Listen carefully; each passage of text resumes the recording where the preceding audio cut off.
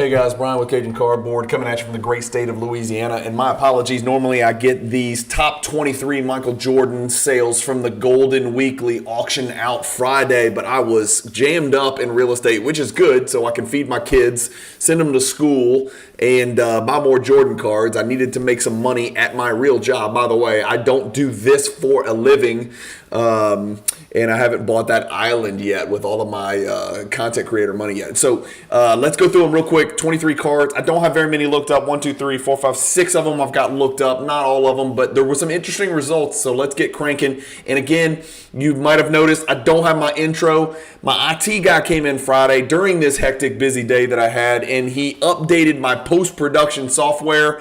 And there was a glitch, and the email was sent to his old workplace, so I can't renew my password, and I can't upload the new version of the post-production software that I use. So forgive me, I don't have the cool intro music with the deep bass, and then I don't have the outro, and you're not going to get any thumbnails. So this is like raw footage. This is going to be hack job, even by my standards. So let's get you cranking. Card number 23 is the 1984 star 5x7 number 1. PSA 6 sells for $750. Can't be too many of those out there since PSA just about a year ago reopened their grading. The first card we'll look up is the East-West Jordan BGS 9.5. This is a Gem Plus, and it does have a 10 for centering. It is not the refractor, and notice the price difference. This is a 3-figure card, even in a Gem Plus condition.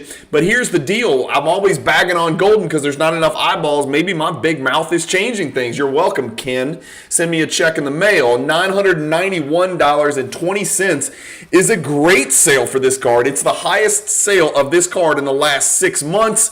It's the highest sale of this card in the last year, and a part of that, is the good subgrade, so it's an exceptional copy of a BGS 9.5, but maybe we're seeing some movement. It's up 13% over the last year. That's card number 22.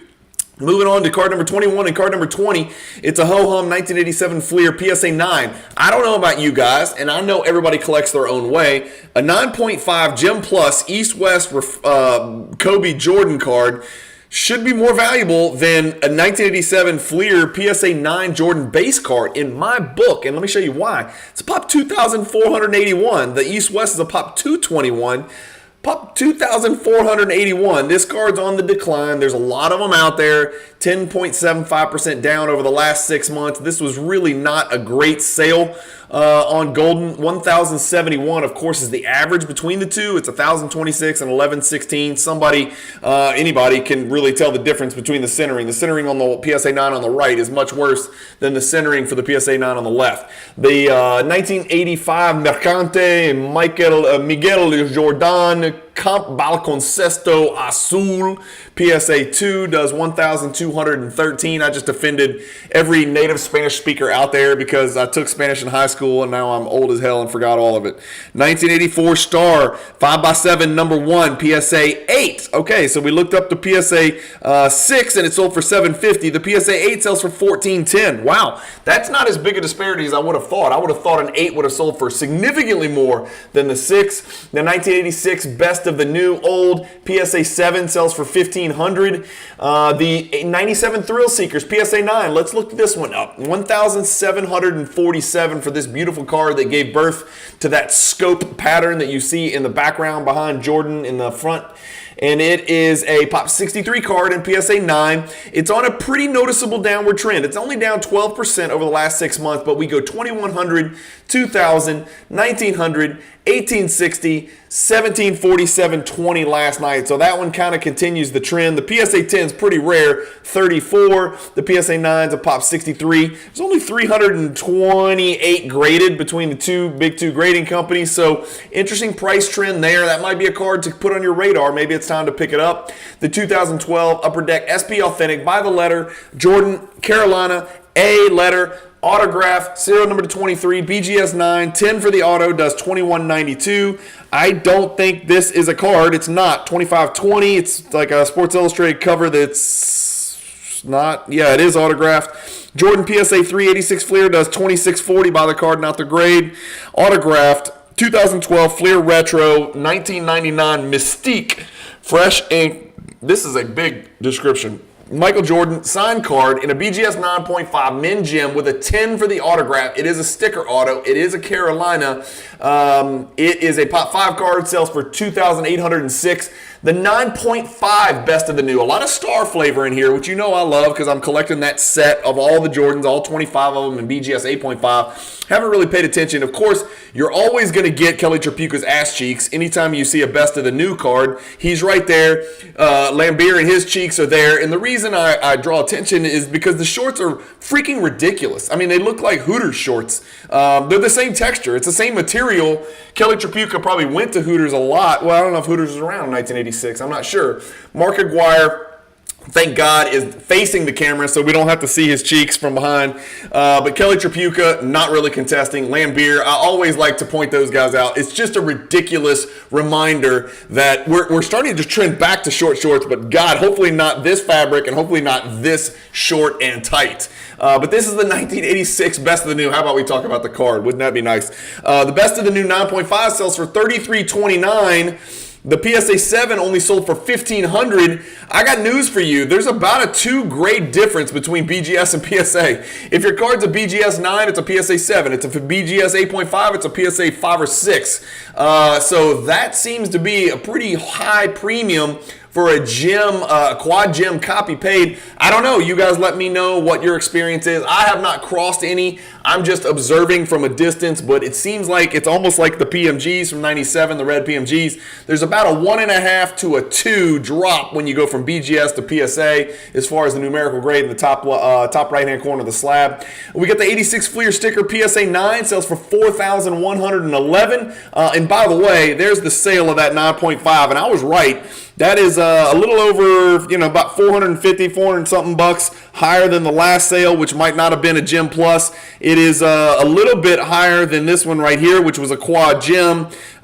These are not BGS 9.5s. This is another one, 2,280. So this card seems to be doing pretty well. The highest that BGS 9.5 best of the new has ever sold for is $4,500, and it did it twice. Once in 2021, once in 2023, so that's something interesting to chew on. This card is sold for $4,500 in 21, 22, and 23, all around this time of year, April and March.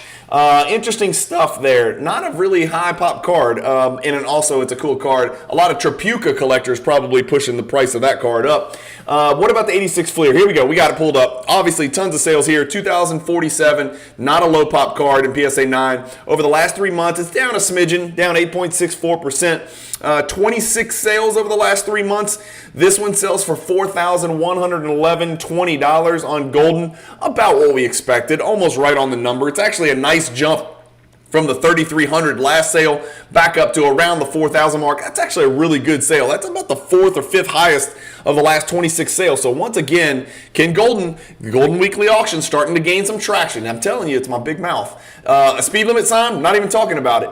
Jordan Gatorade BGS 9.5 sells for $5,766. Got it pulled up. Not a good sale for this one. What were the subs? Let's look. It is a true quad gem. Wow. Sells for $5,766. Not the end of the world. It's a lot higher than the men. $7,356 very recently, a little bit less than 2-3 weeks ago.